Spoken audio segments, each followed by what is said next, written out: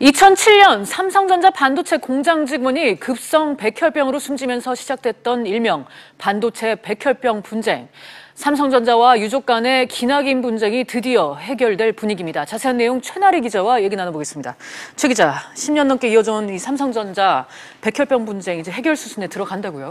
네, 그렇습니다. 재계에 따르면 반도체 백혈병 분쟁 해결을 위해 조성된 조정위원회가 지난 18일 삼성전자와 반도체 노동자의 건강과 인권 지킴이 반올림 측에 2차 조정을 위한 공개 제안서를 발송했습니다. 중재안에는 피해자 보상안 등은 물론 삼성전자의 사과와 재발 방지 약속 등이 담긴 것으로 알려졌는데요.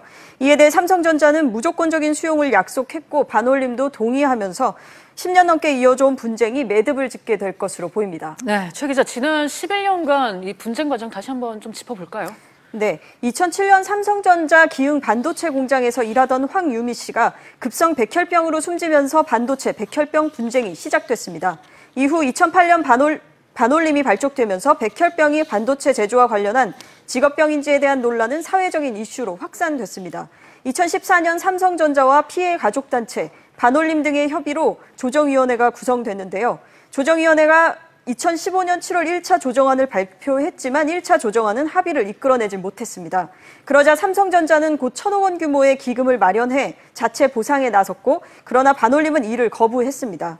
백혈병 논쟁은 반도체 공정 공개 논란으로도 번졌는데요. 삼성전자가 기밀 누출을 이유로 집행정지 신청을 제기해서 받아들여지긴 했습니다만, 지난 2월 대전고등법원은 삼성전자 반도체 공장에 작업 환경 측정 결과 보고서를 공개하라는 판결을 내리기도 했습니다. 이렇게 10년 넘게 이어졌던 분쟁이 이번 수용과 동의로 최종 조정안이 나오는 오는 9월이나 10월께면 보상 완료까지 해결될 것으로 보입니다. 네.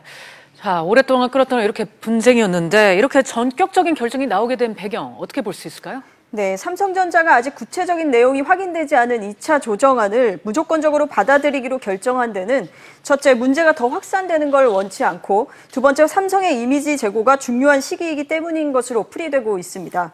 우선 조정위원회가 2차 조정안을 거부하면 더는 활동을 이어가지 않겠다고 밝혀서 이번에도 합의에 이르지 못하면 결국 사회적 비난이 더 커질 수 있는 상황이고요. 앞서 언급했던 것처럼 작업환경 보고서 공개 논란도 진행 중입니다.